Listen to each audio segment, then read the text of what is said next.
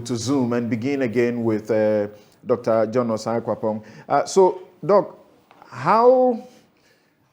what shall we make of the claim of the $200,000 appearance fee?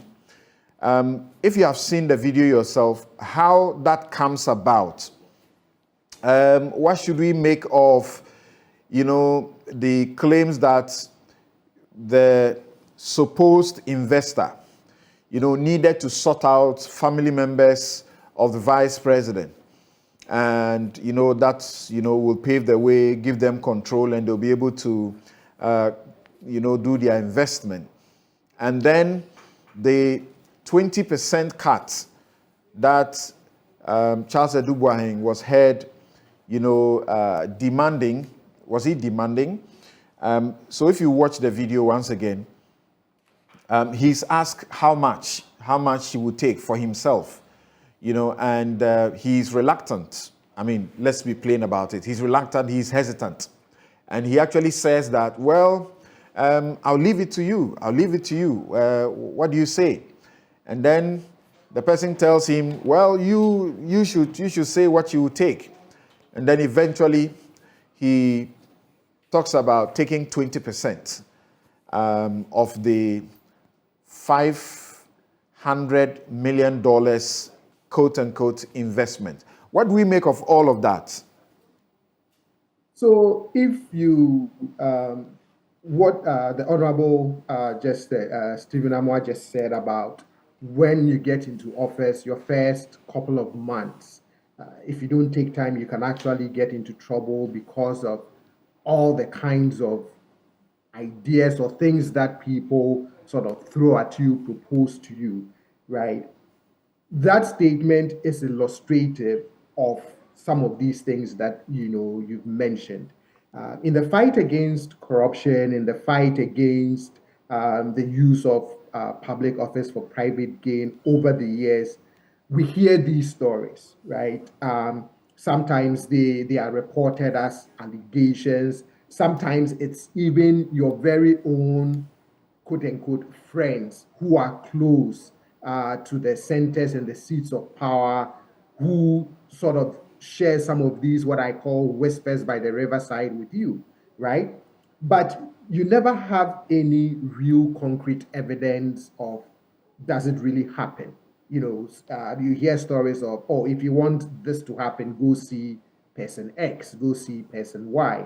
And so you watch the video and you start saying to yourself, is this someone who is, just, a phantom of their imagination? Or is this really the modus operandi that we've seen over the years, in terms of state business transactions? And that's really the formula. That, Doc, is a concern of the investigator, as he tells us about, courting investment into the country. And his concern is that we shouldn't have a situation where we discourage investors with demanding so much. Talk about 20%, of $500 million. That's $100 million of is it profit, quote unquote? You must give somebody, $200 million, $200,000 before they will give you audience, and that's his concern. That doesn't help the business climate for investors. And I totally agree, because that's not the kind of signal that you want to send to potential investors, right? That the only way you can make an investment in the Ghanaian economy is how close you are to the centers of power and how much you're willing to dole out to someone or some persons in the process. That is why the video is very, very disturbing when you see some of the things that are being said. Personally, I was also very, very surprised that he would mention the vice president's name. I mean, if you look, there are certain names or certain places that every so often you would get heard, like I said, as part of the Whispers by the Riverside. But he's one person that I have never heard anybody mention anything in terms of influence peddling and corruption in relation to his name. So that is why, for me, it was very important, his very swift response, and also very important that the special prosecutor is also going to look into this and clarify all of these matters. But when all is said and done, I think it's disturbing, and it sends the wrong message, right? That really, is this how the state operates? Is this how the state, deals with people who want to invest in the economy? Is this how people in public office take advantage of the office they hold? You would want to believe and hope that it's a one-off and not the general pattern of behavior. But these are matters that I have to be really looked into and settled. So he was asked the question, how do we get the attention of the vice president or bring him into all of this to help? And, as this discussion goes on, he says, you mean like appearance fee, and stuff? I mean, he himself, the vice president, if you give him some 200,000 US dollars or something as a token, as thank you, appreciation, that's fine. He's not really like that. All he needs to worry about is his campaign money in 2020. When you watch that small short encounter at that point, are you giving to think that there's a possibility of the vice president being aware, as Mutawakilu attempts to suggest here? No, and I say no because he's one person that I've never heard any of these issues being associated with his name before.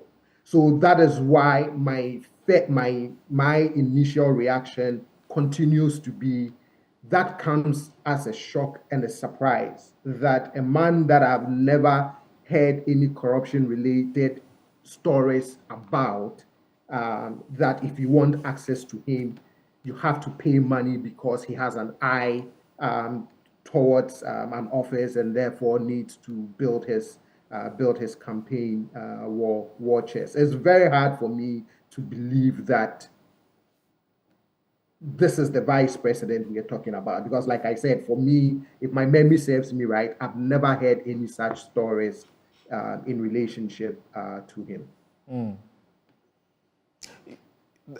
The 20% that he demands, and in addition to that, the kind of structure of how I'm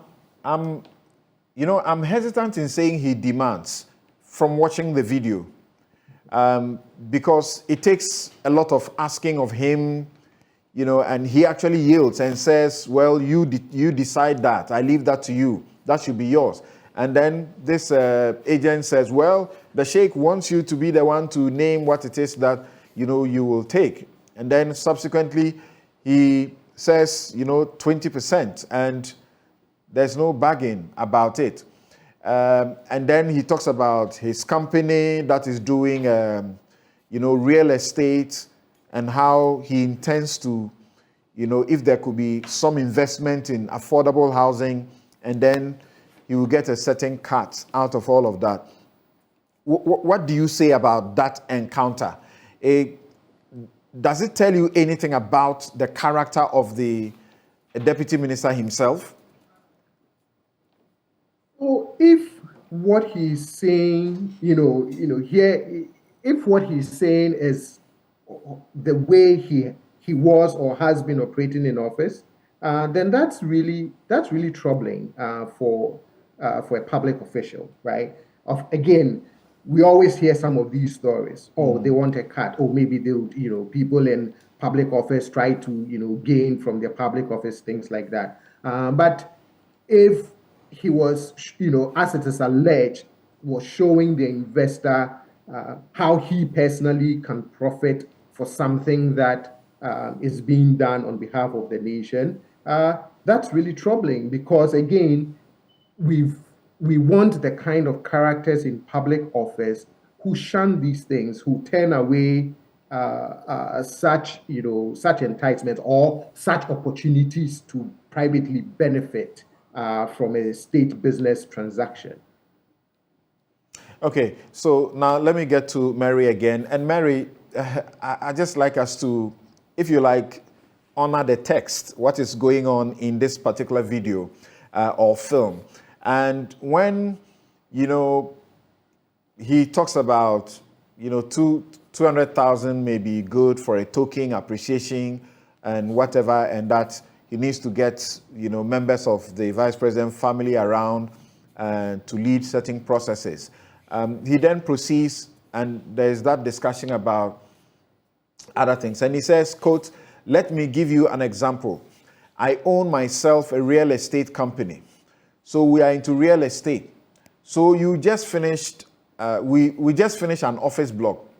I don't want to make money that I haven't worked for. I believe in working for money. If, let's say, we want to do affordable housing projects, which would cost 15 million, you can come in and share that with me. If you bring the whole $15 million for the project, you can earmark 20% of that 15 million as mine. And whatever returns I make on the 20%, I keep. Or you put the money to work and give me 10% finance fee, and then give me share of whatever returns on the project as well. We normally will make a return of maybe 25% returns, 30% dollar equity rate when we do projects like that. So it's up to you and how you are comfortable and how you want to work. So if you are analyzing that interaction, do you, like some others say, that you can't entirely blame him because almost everything he's saying is being suggested to him or he's being led into it, apart from the 20% that he himself speaks about, and then he begins also to talk about the structure of how to benefit? Exactly. So, Samson, one of the things I have said and I continue to firmly believe in is the fact that somebody who is a public officer, and remember this is a public officer entrusted with power, and per the Constitution, Article 35, it speaks to the fact that the state shall put in place measures to eradicate corruption and the abuse of power. So this gentleman, from the chronicle you have just done, shows that it is something he has done before, and he knows the way to do it. Even though from the beginning it's something it's reluctantly came to that disclosure. And for me, declaring that he had a real estate agency, coming again to say that when they do such deals, they are able to make 20 to 30%. It is very informative and revealing that, and coming from the past where a CEO of an entity was caught in a similar act of selling contracts. So you begin to wonder if our public officers intentionally register companies to do some of these things. And the other worrying aspect, which I believe we have perhaps not paid attention to, is the fact that this gentleman agreed to take a 20% of a certain amount of money that was supposed to be transferred in. Through what means we do not know. Samson, you know that FATF and GIABA have been on our necks in the recent past on issues around money laundering. And this gentleman is a minister or deputy minister at the time when we were struggling to navigate the challenges of not getting banned on the international space for issues around money laundering. I say so again because we know that in the transactions around money laundering, one of the common indicators and denominators that is used is usually real estate. That's correct. So the perception in here in placing and layering is very, very, very worrying. And we must, and I was thinking that perhaps one of the things we could do, if the transaction was not complete, and so you, the lawyers, would say that he mentioned it, but he did not, the transaction was not complete, and so maybe it would not stand the test of time in court. But I believe that's a different issue. We will look at it. There are clear laws of the country that punishes crime even if it is not complete. Okay, great. So for me, I believe that one of the institutions that should also be proactive in this matter is the Economic and Organized Crime Office, to begin to investigate the background of this gentleman, to see what he has done in the past, to perhaps maybe adduce evidence to ensure that he is doing something about it. But I say conclusively that in any way, any person who has the interest of the state, and Sule mentioned this earlier, would not flagrantly peddle in such influence, bringing on board other people who may or may not be involved. We do not know for now because the vice president has denied so categorically that he is not aware the gentleman should be fired. So we do not know for now what the issues are. But then for the person to say so, he knows where he is coming from, and he may have said it based on the evidence he has, which we do not have. And so we cannot conclusively say that what he was saying was a lie. But to say that what he did showed that in all instances he would be, he is one who can be entrapped, or when the opportunity arises, I say so, when the opportunity arises, he quickly grabs onto it, and this is what he has done. And he gives us snipers of what he would be able to do if he's given such opportunity in the future. He said that I have to introduce you to the vice president. The vice president is a very good man, and he used to be the deputy governor of the Bank of Ghana. So if I tell him you want to come and open a bank, he will prefer it that way. As soon as you can, I have to introduce you. Because, you know, even if I'm going to handle something like this, he's somebody that I have to bring in at some level, even if not the whole details. Because, you know, it is important that you get to know him. So this is Charles speaking. And this was before he comes to the question of 20% of what he could take from the sheikh. And over there, when he was asked about, you know, how much he will take to lead them, you know, to invest that amount of money, he said, and it's quoted here, okay, no problem, okay, let me think about that because I think we can manage something. Okay, this is tough. Sheikh, what's the right address? What should I call you? Okay, Sheikh, 20%, he said. It doesn't matter to you at all that he's hesitant in the processes? It is, for me, when I was watching the video, in the first instance, when he began, he was very hesitant. Yes. But then as he proceeded, perhaps because he did not also know who he was engaging, and as human nature and also psychologically, you are tempted to reserve your opinions until the cards are placed on the table and you know exactly whom you are dealing with. So caution is very important, and he demonstrated that from the beginning. But as he went on, he began to unravel the characteristics which we all saw, manifesting greed, manifesting influence peddling, the abuse of power, and all those things that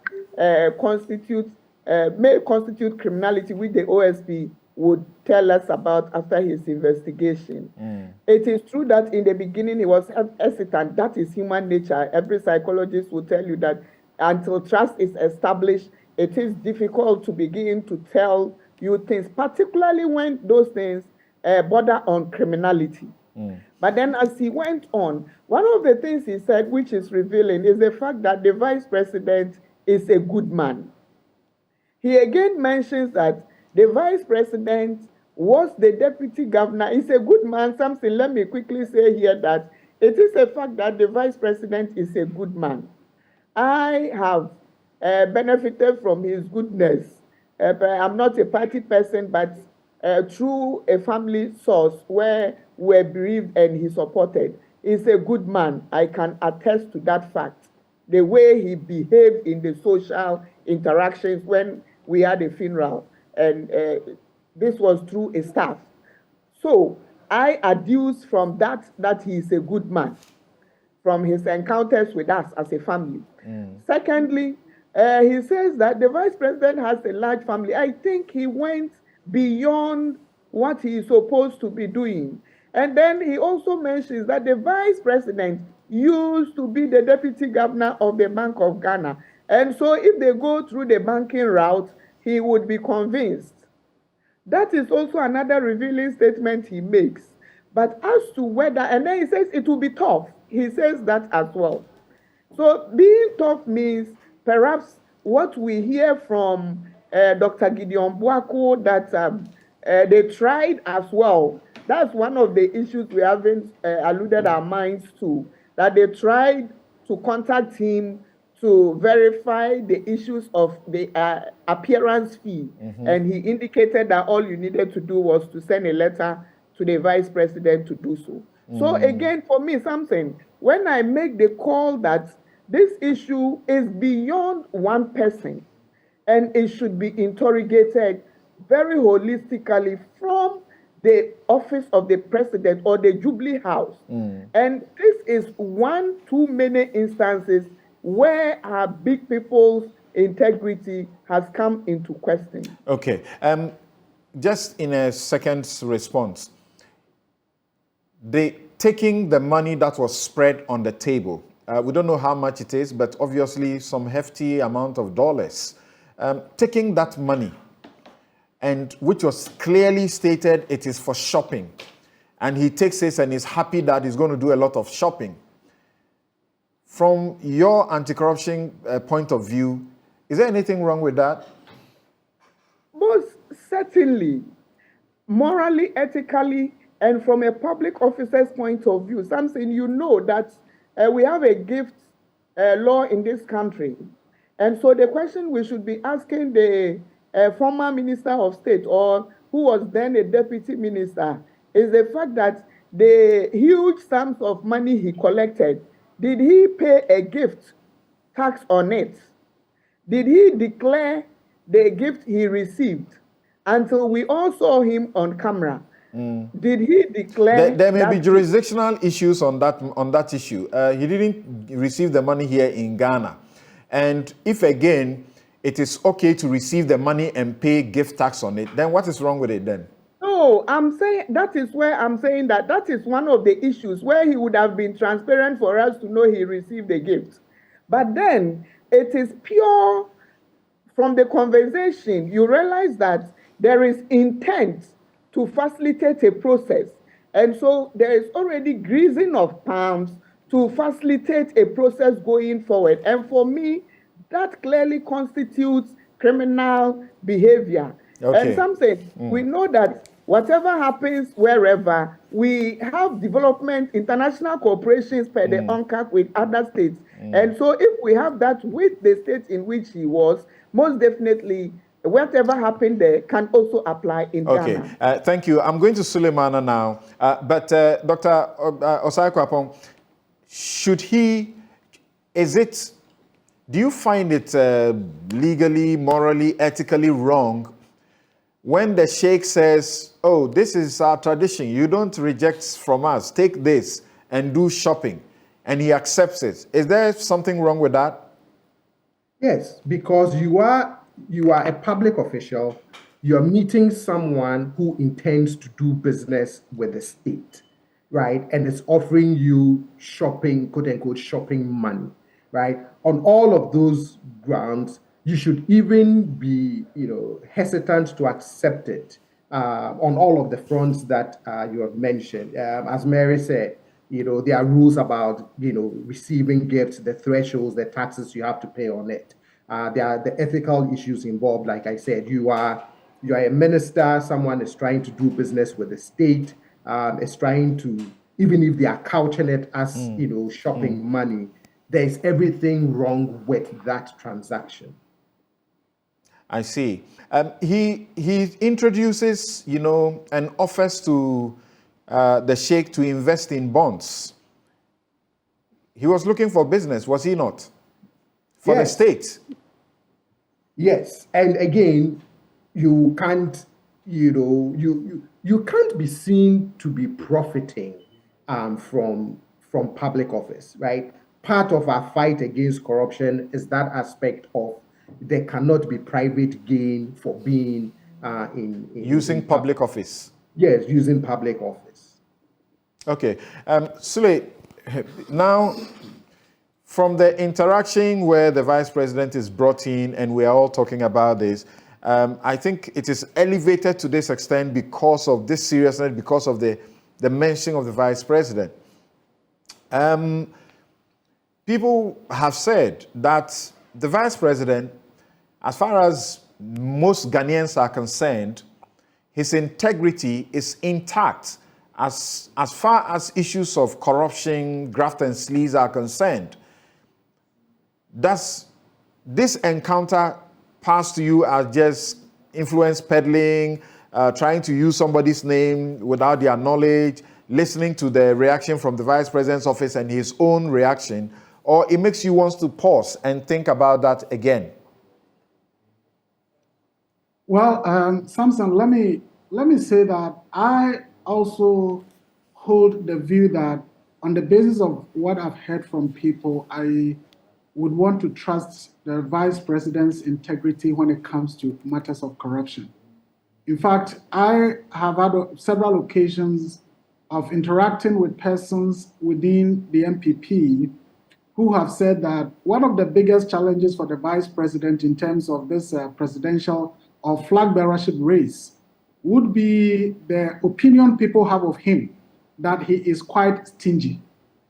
He doesn't give. Contractors, approach him, and on the basis of certain terms, the vice president would not agree. Yeah, the nickname they have given him around that is nice to see you, good to see you. Yes. They say that's all he's known for, good to see you, because he won't do anything else apart from saying good to see you. And some people are not happy about that he won't do the usual thing, anything for the boys. Exactly. And so it is legitimate for people to often say, we wonder where he's going to get his money for the flag bearership campaign. And then it is not also surprising to hear Edubuahe mention the point that, what he is concerned about is money for his presidential campaign or flag bearership campaign. So as I said earlier, in terms of influence peddling and people wanting to use bigger person's name to elevate their own standing before those that they are engaging, it's for me not surprising. And to that extent, it's not surprising that Edubuahe would flag in or bring in the name of the vice president. Now, it doesn't matter that this happened in 2018 and Edubuahe was talking about 2020 campaign.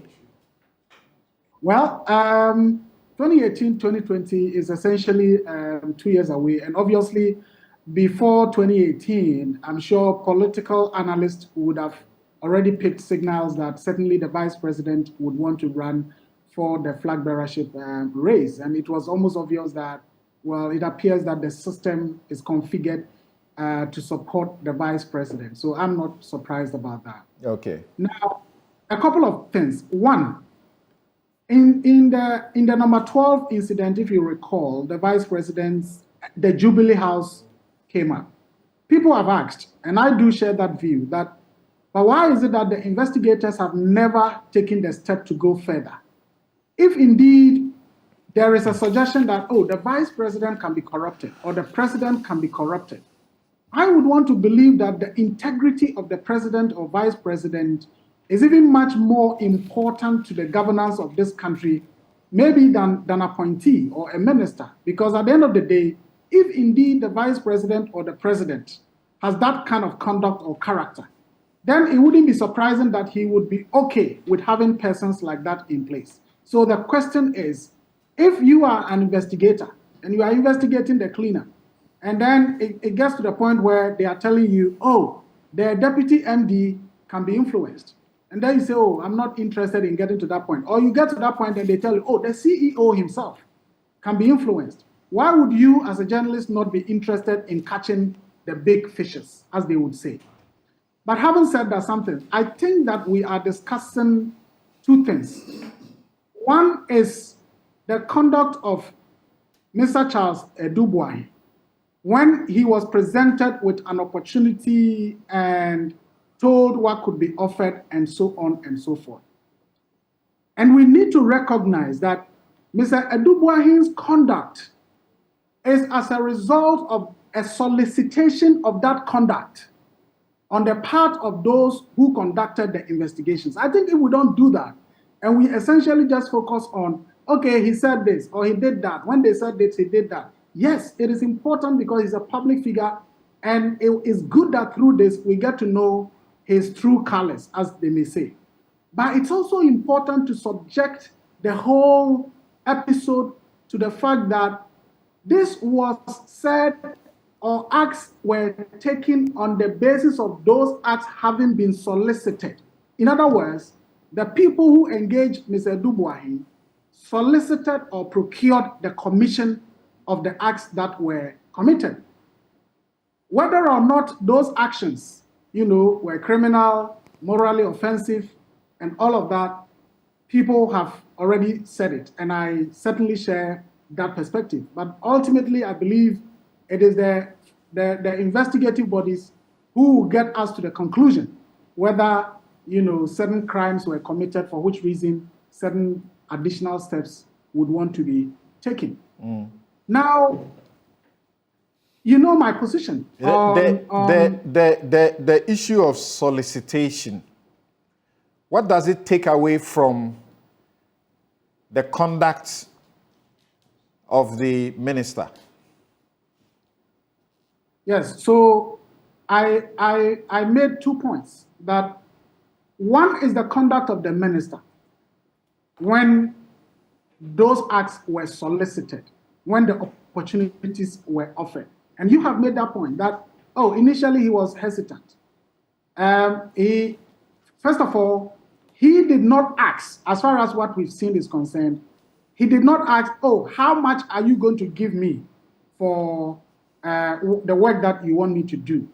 2, he did not ask, how much shopping money are you going to give me for this engagement, or how much honorarium are you going to pay me for being here?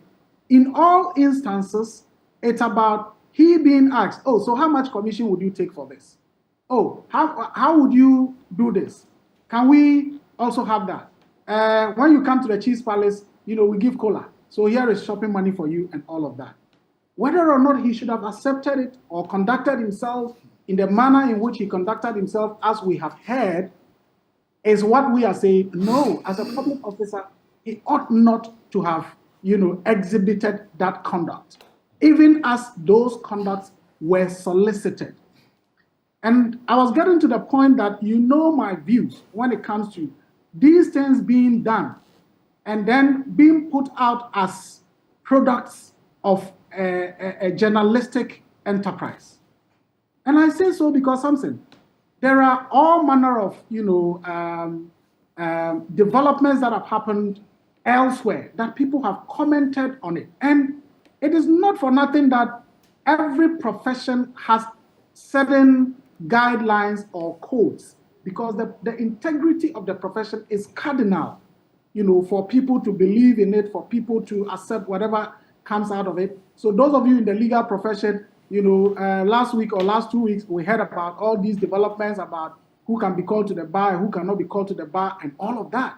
Whether or not it's right is another thing. But every profession has certain cardinal principles to guide the sanctity and the integrity of the profession.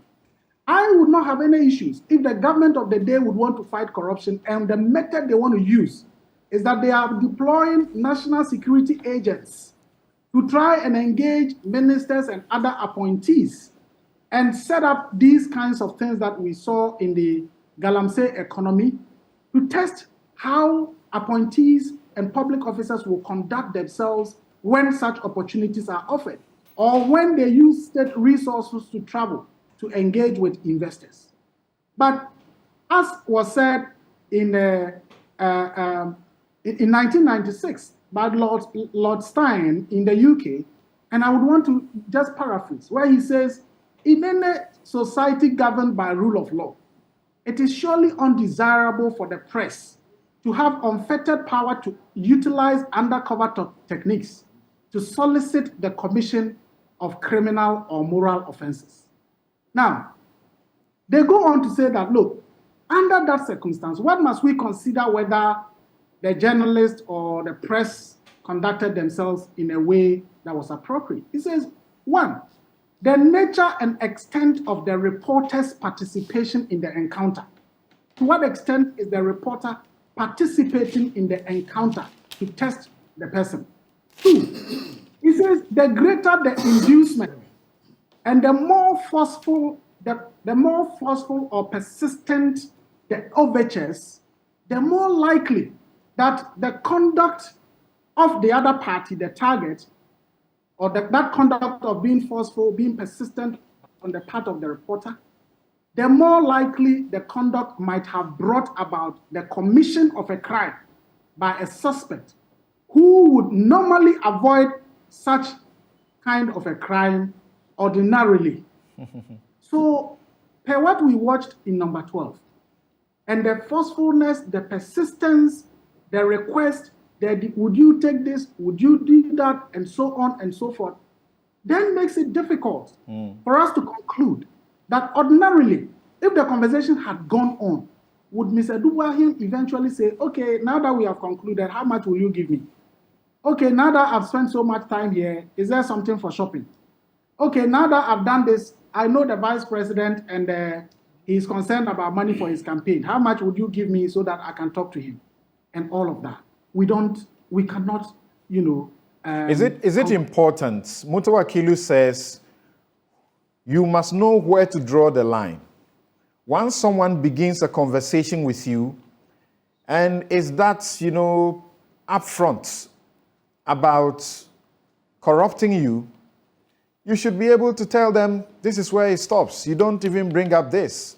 Doesn't that matter?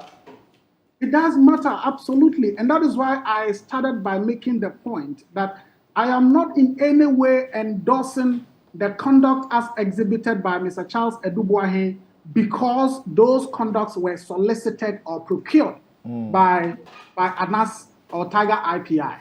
I am not. Certainly, it is condemnable. And for me, it brings out perhaps how his conduct is, and if he gets that opportunity, how he would behave. Okay. But I'm making the point that the persistence, the forcefulness, the demand on the part of those who acted in order to test the man's moral integrity and character was so persistent to the extent that it raises the question, would Mr. Charles Edubuahe ordinarily act the way he acted, demand what he demanded if he had not been... But Charles Edubuahe is operating as a public officer, like Mary said.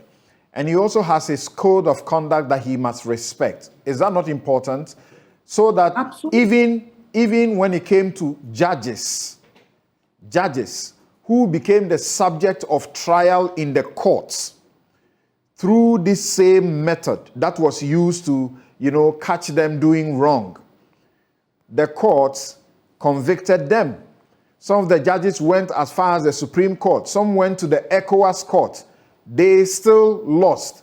Doesn't that tell you that,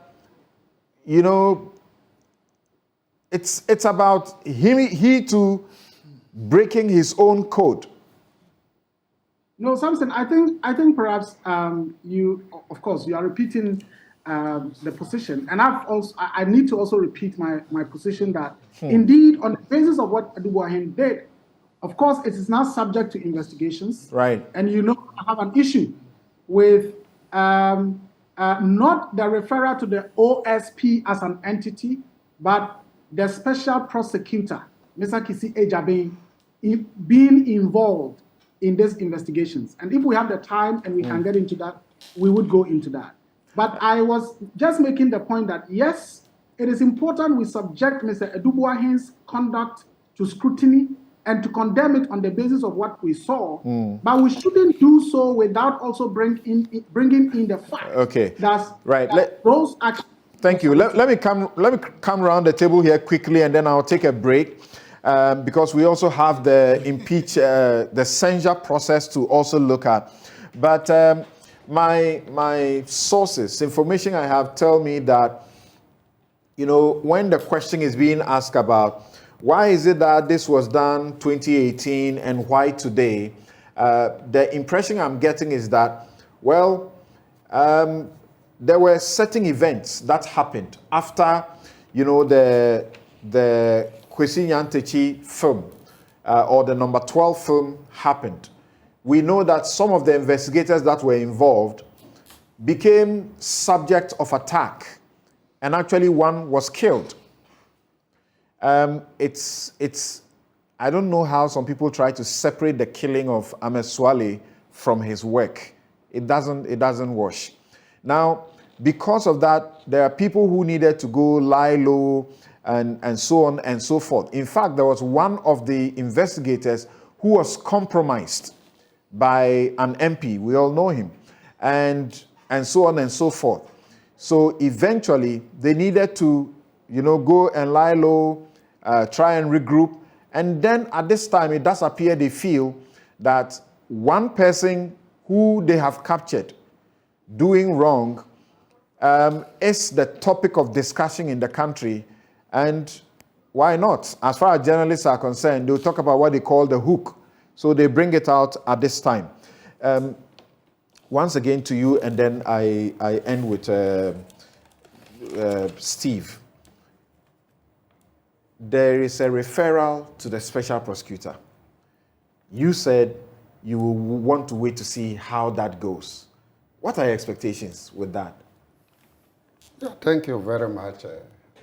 Truly, as I indicated, I expect him to do a good job. Yes, for now, his performance, I would say, is average. I've not seen any case that he has carried out, and I'm very excited about it. But I believe that the media need to be very, very watchful and follow the processes. And why am I saying that? Because, for example, if you told me 2 weeks or 3 weeks ago that if you went to Adubuahin to do a contract and he would demand 20%, everybody would say, no, we have not heard him do that before. He's a gentleman. He has dignity.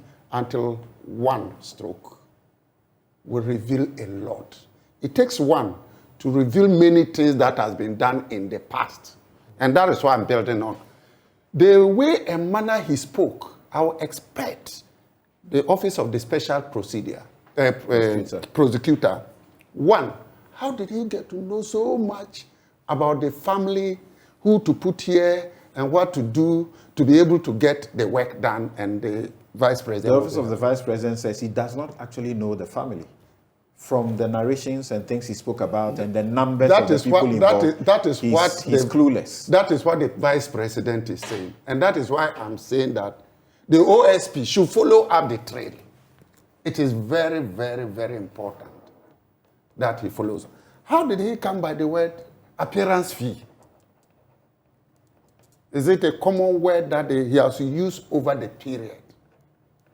I'm okay. And adding the word token. For me, $200,000 is not token. If it is token, have there been instances where much more has been received? That is much more than the $200,000. That is very, very important. In terms of his conduct, he has actually proven beyond, to me, that that is his business. I know him, he has a... Now you are speculating. Now you are speculating. I'm saying that from what he has indicated... You are moving beyond what you know, what we all know, and you are speculating. No, I'm not. I'm going to something else. I'm saying that I know that he has a company called Black Star, something. There's Yeah, we all another know one. about that. Yes, and it has been involved in issue of financial transaction at the finance ministry. That is known. To the point of real estate, and we do all know if you study money laundering and how to move from... No, that's not an allegation, No, Steve. it's not He an himself allegation. said He said he's into real estate. Real estate. And into real estate, then he speaks about Yes. that. Now he's talking about How can that be the Black Star. How can that be No, credible? Wait, that company that he's talking about, that has come up over a long period of time. He makes the offer for the supposed investor, to take up bonds, which means that from the way the conversation was going, he was going to sell bonds to the country and then benefit 20% from that. Exactly. Is that what it looks like? Look, I'm driving at something. So he first said bonds, and real estate. Bonds, who will be the financial advisor? Well, as far as you know, his company is his one company, of them. so he benefits. It's only from one of them. Then. Real estate, there are two issues. First, that amount he requested, is it free carried? That means the $50 million, he is not going to contribute anything as a public officer. Affordable housing. Affordable housing. They should bring the 50 million, but you are not contributing, but there is a return of 25 to 30. How do you know about that? And that too, The second one... the affordable housing project, would there be a sole sourcing directly to his company, or it will be advertised and then in the end his company will win the contract? That is what the special prosecutor should follow through. If these people are into a different field, you are pushing them to this. We all know that one way of money laundering, legitimizing it, is through estates, antiquities, and all that. The office of the special prosecutor should be interested in following all these trails. But I'm surprised. An investment of $500 million, you need 20%. And that is $100 million. I'm so surprised that he could be requesting for that amount. But nobody should believe that once we haven't heard about A, then we draw a conclusion that he's very clean. It takes one to expose. But one thing we have to know is that in influencing a person, it could come from the person requesting it or the person who needs that help making a proposal. It is left unto you, the public officer, based on your ethics and code of conduct, to know that that is not appropriate. Gift. Do we give gift after work has been done or before the work is done? What do we consider that type of gift? I need help from you. I see. I want you to do some job for me. But before I say, oh, I have a gift for you. For me, it is to influence you to do what I want from you.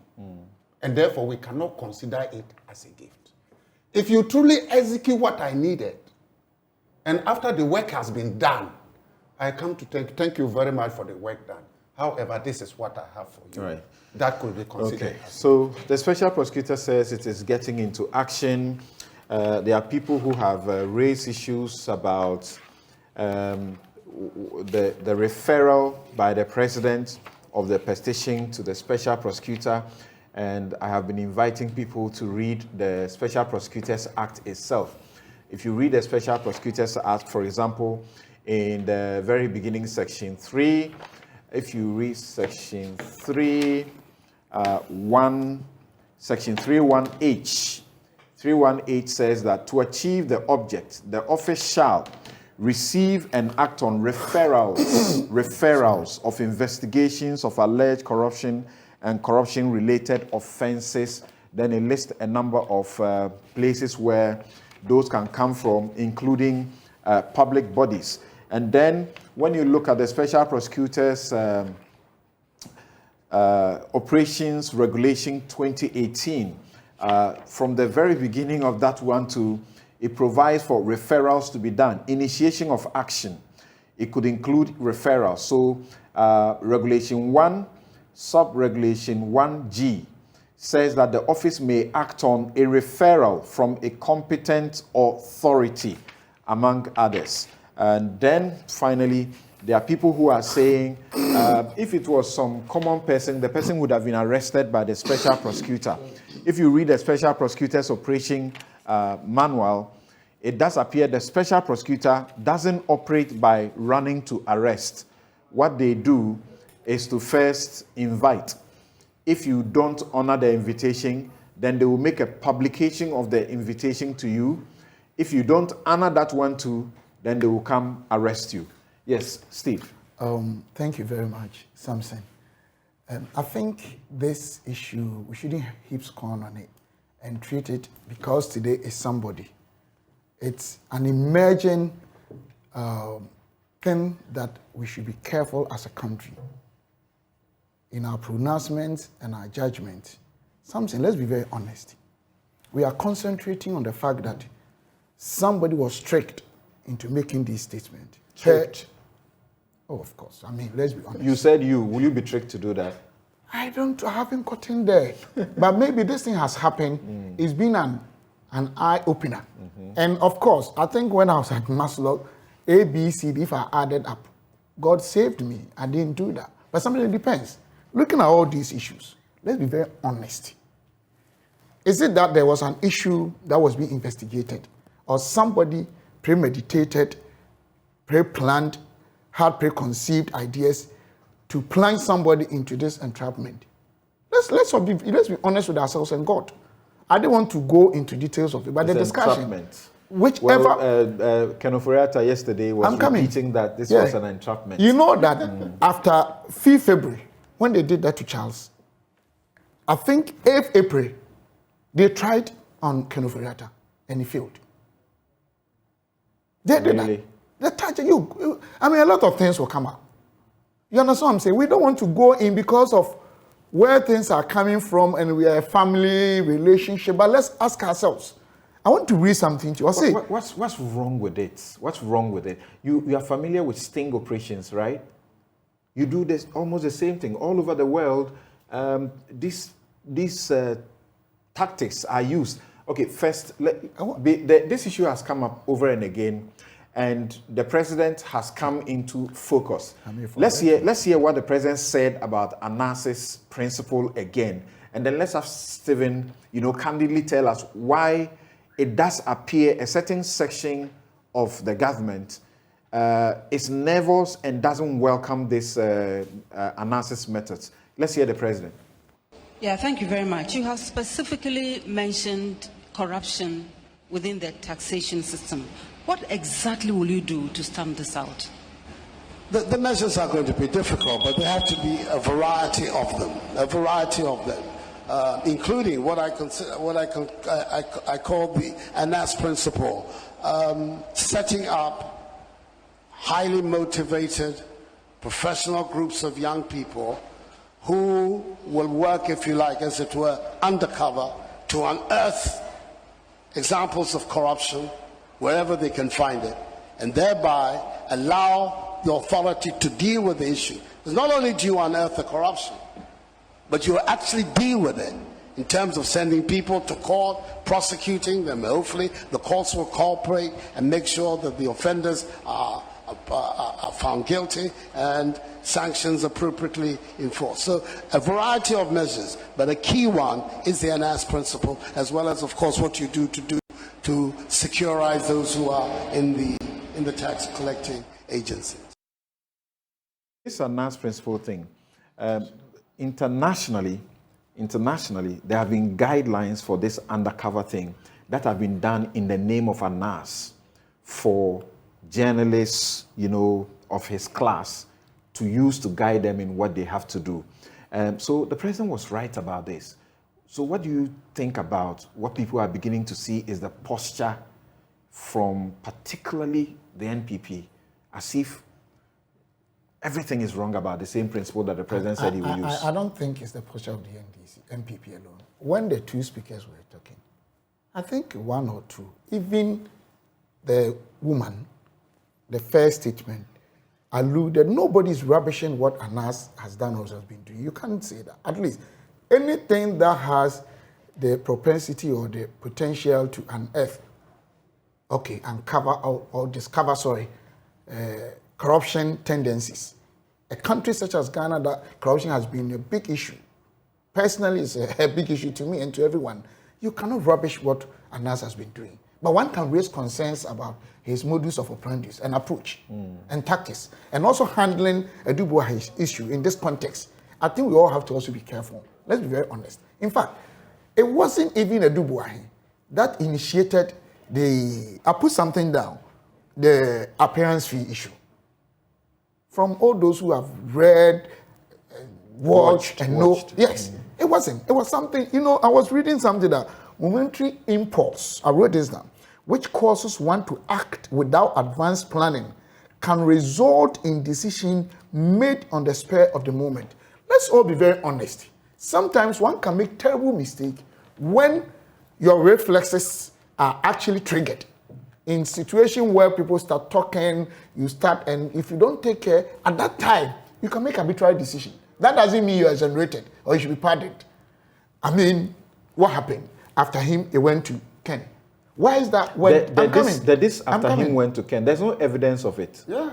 Oh, but I'm telling you. No, you guys have been saying it, but there's no evidence of it. So that is why you're a good journalist. People should probe into that. I have checked. There's nothing like that. So from the court of those you accuse, they say there's nothing like that. Yeah. Okay, but that is what I know. So it's left with Ken to also come out clearly with, as you're saying, supporting evidence if it is. And sometimes it could also be, but because he didn't have the intention to record what happened, they can also deny.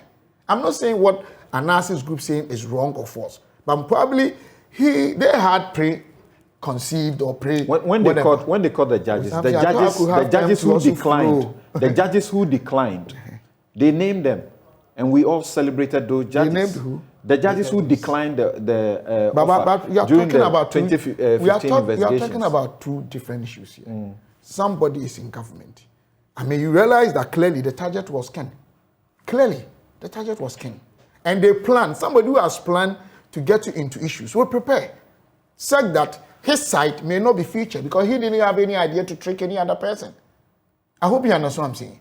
I am not condemning what ANAS has done, because to some extent, it's even a good thing to serve as caution to all of us. So in a way, it has its good side. But what I'm saying is that, I mean, even bringing Vice President name into it, at least I should be allowed to talk. No, I'm being interrupted. No. Please ignore that. Can I please? It's not interrupting. I've been asking you questions. That's not interrupting. Please stop. Now go on. Not you. I'm not. Don't pay attention to that. Don't pay attention to that. Go on. Because even when I'm going, I'm cut, and it looks like I have when you make a controversial statement, I'll probe it. I haven't made one. Please go on. So what I'm trying to say is that even the full tape has to be shown. One thing I have a concern is that why full is it tape? That everything about it should be played for Ghanaians to know. No, because when it gets to court, then they bring the full footage. No, I'm coming. You can't watch the full tape. Boss, I can be... They would have done this for months. How can you watch a full tape? So then how can also somebody trust about edited one? The edited one, do you deny that you have seen Edubuahin saying certain things? That's the most important part. What I'm trying to say is that somebody's comment, if I had the origin and the full tape, probably would have also given Ghanaians, look, when they are not shown even what they are shown. And almost everybody, I haven't watched, I don't want to lie. Everybody that watched, a lot of them are saying that, oh, we thought A, B, C, D. And even when we were confused, some were even sitting there after the program to know. So I think, to be fair and honest to Adu Buahen and even Ghanaians, I think Anas, he show all. I have nothing against Anas. I mean, I don't even know him, but I think he's also doing his best to contribute to fighting corruption. But he should do it in a way that wouldn't seem like I have planned, I have built up conspiracy game theory to get people into trouble and for Ghanaians to have opinion of us. Look, Samson, talking about people even supporting politics and politicians. Political parties are supported in 3 major ways. Time factor will not allow me, but one of them is financial support. 2006, you remember Tony Blair was being investigated for cash for honest. Go and check. So sometimes even drawing lines between these things is very complex. Then you go to somebody's country. After providing pieces of information the person wanted, when an imposter, somebody that put himself as, look at that bank. Is it Al Barak Islamic Bank? A billionaire bank. And then somebody presented himself as such, and that moment you believe in the person. The person, oh, our culture is said that it's like a token thing. Something, if you don't take care, no matter what it is, you may take. Okay. Because he says his culture. So we need to look at all these things in the context that we are talking about. You look, many a time along the line, the extract that I've gotten from all of you indicated that Charles was very reluctant. But that doesn't also mean he was right in accepting the offense. And so it was something like he was intimidated. It was put through his throat. We understand that the vice president. We understand that the vice president. I'm asking you a next question. We understand that the vice president, beyond what he sought to do, is consulting with his lawyers to determine further actions. Do you expect that he will take some further steps? I am not privy to that, but he's an individual with his fundamental human rights. Should he take further steps? As enshrined by the Constitution. I cannot advise yes or no, but now it's very clear that the vice president is innocent until somebody has additional pieces of information. But my concentration on this is that I think we all should be careful going forward. I think analysis should redefine new paradigm shift. The way he does his things, so that you don't really force and put people in a situation where they might not have gotten themselves into. What is this thing about lobbying fee? In even the developing economies. I'm not justifying all this, but let's look at the fact that one, he was intimidated. 2, most of the offers were initiated by those who wanted to actually intrigue him or trick him into the situation. He said intimidated who? Charles everyone was intimidated. Check. What is intimidation? It's not when I push your head under something. If I ask leading questions, trying to push you into saying A, B, C, D, who first mentioned vice president's name? Who first offered this appearance fee? Who said that, oh, it's our culture, take this for cola? I mean, the amount and the gift, all those things. So we need to also accept the fact that as much as Anas probably might have had good intention, which I presume in quote, the approach said that it makes his prey, sometimes, in my opinion, placed in an awkward situation that will be difficult for people to condemn them. I think we need to analyze that. As a public officer, according to our Criminal Offences Act, Section 29, as amended, Criminal Offences Act 29, Section 252, as amended, a person shall not accept or agree or offer to accept a valuable consideration that includes money under the pretense of having duly influenced or being able or agreeing to influence or other persons, any other persons in respect of functions as a public officer or a juror. If you do that, the law says you commit an offense and you are liable on conviction to a term of imprisonment of not less than 12 years and not more than 25 Does years. It include gifts? It says a person shall not accept or agree or offer or accept a valuable consideration under the pretense of having unduly influenced or being able or agreeing to influence. So what is the definition of valuable here? If you say you can influence somebody, then that's it. All right, so unfortunately, this is where we end this part of the discussion. The OSP is coming in, so we can leave everything to the OSP. We understand that all footages already or are being submitted to the OSP for the purposes of the investigations. We'll be right back to ask whether Ken Ofori-Atta should resign.